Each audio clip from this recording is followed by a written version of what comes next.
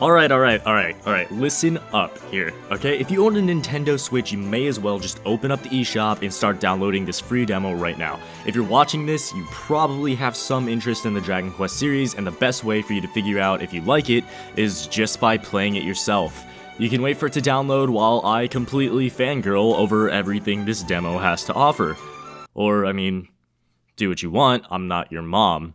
Dragon Quest is a series that I've been very into for pretty much my whole life. I grew up in Japan, it was bound to happen.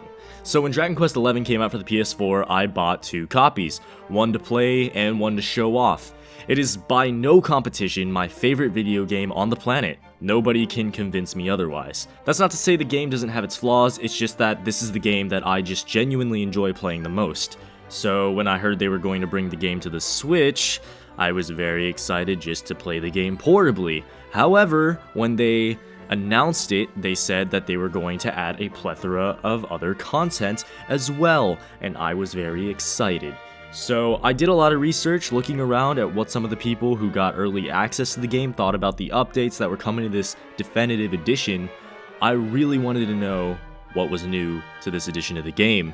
Then on August 21st, 2019, while I was at work, I saw that they released a demo for the Switch version of the game, which was something I was not at all expecting. This is not something that I believe Dragon Quest has ever done, ever, to my knowledge, and especially not in the West. So I downloaded the demo, and my girlfriend and I just sat on the couch, and we literally each have our Switches, we're sitting on the couch next to each other, and did not talk to each other for hours because we were so absorbed into the game, and I was absorbed into the game, and I haven't even, I've already played the game before, you know? There's only one thing I want to say about the demo before I start talking about the new stuff. I was expecting the demo to be an hour or two long, but instead they put a huge chunk of the game into the demo. You can play to a point where you have a full party, which can give you a good 10 hours. I've literally paid $60 for AAA title games that are shorter than this demo experience. Every hour or so, right when I thought the demo was going to end, I just kept thinking, I'm like, oh, it's gonna end when we get to Eric, oh, it's gonna end once we get off this island, oh, it's gonna end after Hato. Like, it just kept going, you know?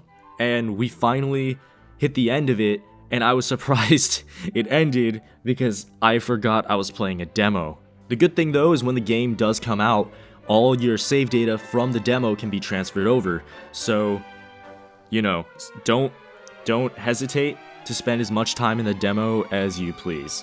So yeah, this is absolutely my favorite demo that I've ever played. It's just amazing. I'm gonna talk about it now. So there are people here who want to know a bunch of the new things that are in the demo, and that's basically what the rest of this review is going to be. I'm going to be talking about what's new in this version of the game. If you guys want to get a review on the game itself, let me know in the comments below. I will be happy to make that for you. I made a long list of things that I noticed were new in the definitive version of the game. I'll elaborate on a few of them, but most of these are things that are pretty self-explanatory. I'm also not trying to imply that these are all of the new things. They're just the ones that I picked up on and was able to confirm for myself in the demo, meaning there are things that the developers have announced and said exist, but anything could happen between development and when the game releases. These are what I have confirmed for myself from the demo. Alright, so I want to start off with some of the new settings and options they added to the game. After creating your save file, they added a few menu screens before you start the game, allowing you to set a few options without having to go into the settings after starting the game. I love the options they put here, but if I could change anything, I would allow for the classic battle camera to be turned on as well before starting the game. These next few additions will completely change the Dragon Quest speedrunning community. I've honestly been scared to speedrun the game because of the length of the game, but with these options, I may actually consider doing it. You now have the opportunity to skip cutscenes before you have ever watched them. For someone like me who has played this game in the past, I couldn't be more happy about this. I went to the PS4 version to double check some of these differences and could not stand being able to, just not being able to skip the cutscenes. This option alone will be the reason I enjoy the definitive edition more. While on the topic of cutscenes, they implemented an Autoplay Cutscenes option. If you want to set the controller down and watch these cutscenes like a movie, you have the option to. It doesn't sound like something I would use a lot, but I found myself doing it a lot more than I was expecting to, so I'm always keeping it on. Square Enix also decided to add a third speed option in the battle speed menu. In the past, you had normal and fast as your options, and they decided to put an ultra fast option. I personally wouldn't use this while normally playing the game. If this is your first time playing the game, I don't suggest playing like this. But if I have lost to a boss fight multiple times and I want to like quickly get back to it, like run through the dungeon as fast as I can, make sure like if I run into any enemies, I can just speed through the battles, I would appreciate this option a lot, and I'm glad it is something that I can do now. I believe I've hit all of the new things I've noticed as far as the game options go. I know that these things seem kind of small, but new additions to the setting menus can make a huge difference in the game. And for those of you who don't think so, it's okay. It's over now. We're gonna move on to some of the changes made in the gameplay. Just a quick update. I am editing the video right now, and I spilled Dr. Pepper all over my keyboard. The first thing to take note of is that there are new Draconian quest options. This was actually something I really wanted, but wasn't expecting. Our 3 new options allow for party members to now be affected by shypox, causing them to lose turns at random. Townsfolk will now lie to you for no reason at all, they just feel like it. I haven't seen anybody lie to you about anything important, and they tell you that they lied to you afterwards. Honestly, all it does is just make me feel bad about myself. I don't suggest turning this option on your first playthrough. And finally, the party gets wiped out immediately if the hero dies, which is weird. I wasn't expecting this option. I don't know how I feel about this option. I haven't played with it yet, but I wasn't expecting this option. It's brand new to me. Sadly though, the no fleeing option that was in the PS4 version of the game is no longer an option. If you want to go through the game without running away from battles, you're going to have to look deep inside yourself and find a little bit of self-discipline. Alright, so we're going to talk about some overworld stuff, right? Because I feel like we haven't yet, and a lot of it's still been options. I'm sorry, a lot of new options got added, but half of this game is a bunch of commands, so I'm going to just I'm sorry. By pressing the plus button, you can open a quick command menu that lets you access some useful things without having to travel through all of the menus. By itself, the command is going to be very useful, but what was put into the quick menu was new for the most part as well. It's obvious that more commands will be on the menu when you get farther in the game, but we'll take a look at what we have in the demo for now. The fun-size forge can now be accessed from just about everywhere in the world now. As soon as you get access to it in camps, you can go into your inventory and use it as an item to open it. Alternatively, you can open the quick command menu and use it by pressing 2 buttons. This is why we like the quick command menu. As soon as you unlock Eric, he has the ability called Nose for Treasure. This ability is one of the many new items that were added to the Switch. I said items, but it's not an item, it's an ability. Eric can use this ability to tell you how many treasure chests are in the area around you. In past versions of the game, this ability did not exist, and the only way you'd be able to tell if you got all the chests was by looking it up on maps, and doing that would give away the location of it, and anybody who wanted to find it for themselves but wasn't sure if they had them all wouldn't be able to without not looking for it for themselves. Look. This is nice. That's all I'm gonna say. The quest catalog is not a new addition to the game, but having it in the quick commands list is a nice touch. There's a lot of things in the menus, and I get distracted pretty easily. There's so many times where I go into the menus looking for something and get sidetracked. I've had many times where I'm trying to open the quest catalog, couldn't find it where it was, and then discovered that all of my equipment could use some upgrading. Then a few hours of upgrading equipment later, I remembered that I was trying to complete a side quest, and by then I just feel dumb for getting that sidetracked. I know this sounds like I'm exaggerating, but you're looking at the person who got so sidetracked while playing Breath of the Wild that I accidentally killed Ganon while trying to take a selfie. I honestly, desperately need the quick command menu. The last thing in this menu was the photo mode. This was something I was really disappointed about not having when I originally played the game on the PS4. There were a lot of really pretty places and I wanted to take pictures of everything. I'm sure people playing this game for the first time will enjoy running around taking pictures, but I honestly think I've explored the game enough to have lost interest in this mechanic. I think the only thing that will have me using photo mode is if there was something like a person in the game who will give you quests to take pictures of things, similar to the Dragon Quest VIII remake on the 3DS. Otherwise, it's not really that game-changing to me. And that's as much as we know about the quick menu from the demo. I'm really expecting more commands to pop in once we get further in the game. Surprised they didn't put zoom in the quick menu. I don't know why they didn't do that. I feel like that should go like at the top of the list so I don't have to go through many menus and hit magic and go to my character and hit zoom so I can teleport somewhere. But if anyone Square Enix is watching this, please, can I have it, please? That'd be nice. Yeah. Hopefully this doesn't. Oh shoot, what did I do? I feel like we haven't talked much about our party members yet. Throughout the demo, you get to meet Eric, Veronica, and Serena, and immediately, there's a bunch of new stuff. The first noticeable thing is that we have the option to play with the Japanese voice acting. I've been playing the game with the voice acting set in Japanese throughout this whole demo, and I love everybody's voices. I know that everybody had a problem with Gemma's voice in the English acting, but I love her voice in with the Japanese voices. As far as I know, there's not an in-game option to change the text to Japanese though.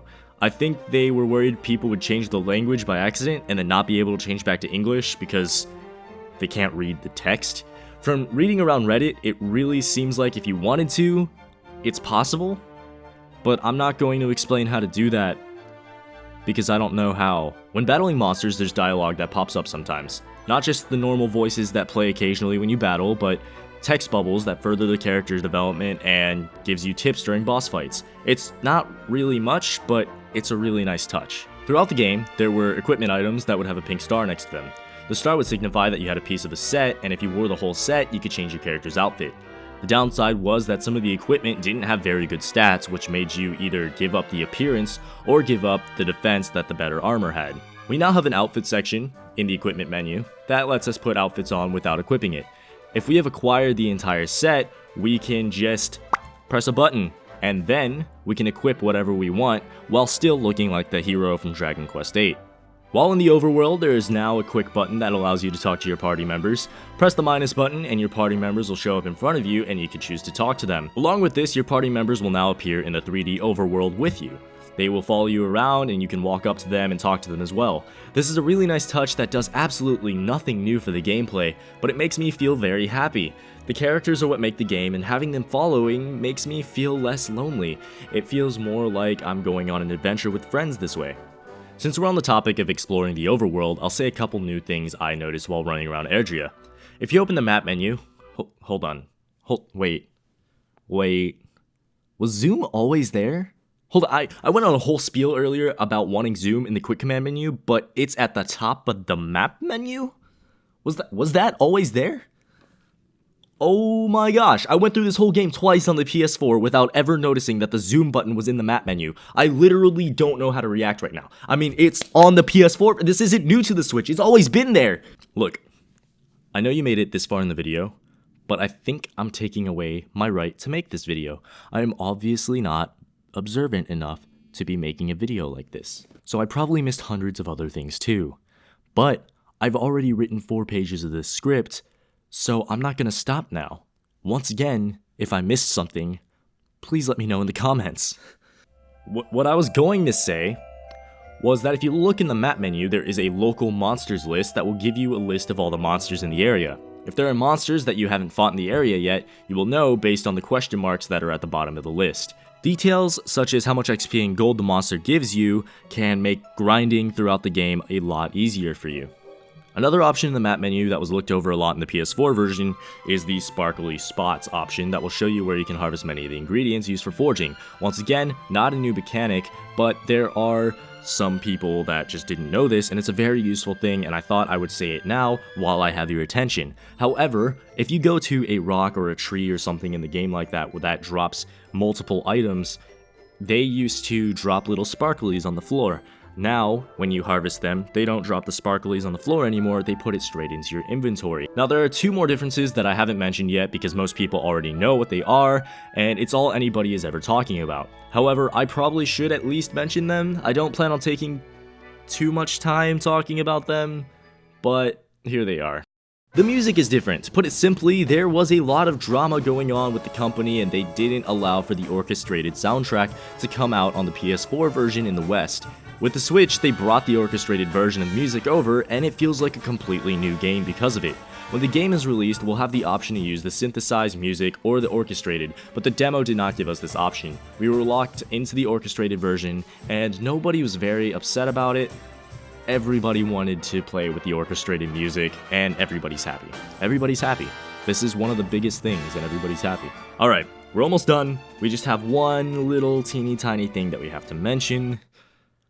They recreated the entire game in 2D for the 3DS and didn't bring it to the West, and they're bringing it on the Switch. I'm very excited to play the entire game in 2D.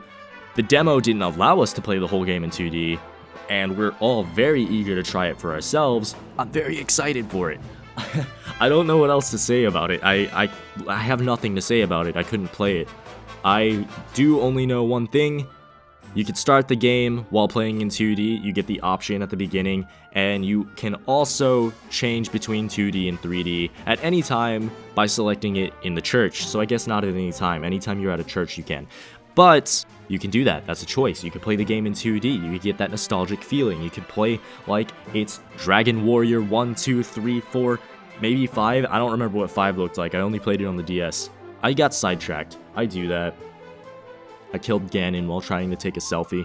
I feel like this video's getting really long for a game demo. Alright, so we need to talk about some real things now. I know I just said this video is getting long, but we just have to get these things out of the way, okay? Because if I don't say this, everybody is going to call me a horrible reviewer, and I have to tell you guys this stuff, okay? Because I've said nothing but positive things, and there are a few negatives, okay? So, here it comes. The Switch is not as powerful as the PS4, and that means there were some graphical downgrades. I think some people are making a bigger deal out of it than they should be. It's definitely noticeable, but I don't think it's affecting how I play the game at all. I mean, there are some people that are sacrificing all of the new additions I talked about in this video just for the better graphics on PC and PS4, and I respect those opinions, but these are just things we know from the demo right now. We still have 9/10 of the game left to play and discover new content in, and I honestly would have paid the full price just to play the game in 2D again.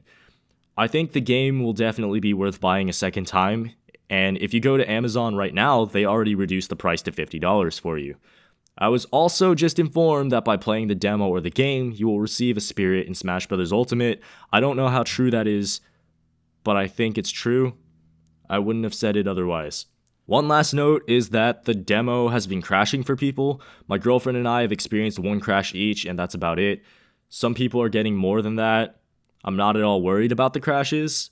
We have another month until the game is released, and I'm sure Nintendo's top priority right now is to make sure the game is in perfect condition before it fully releases. To me, buying this game seems like a no-brainer, but once again, I'm not your mom. Spend your money how you want. I've already pre-ordered 2 copies of the game. Again. Well, this is the end of the video. I hope you guys enjoyed it. I have a few links in the description that lead to a few things, Twitch, Discord, so you can join our community, as well as a friend of mine who did a little bit of the music in this video. So definitely go check him out. I appreciate all your support, guys, and thank you very much for watching.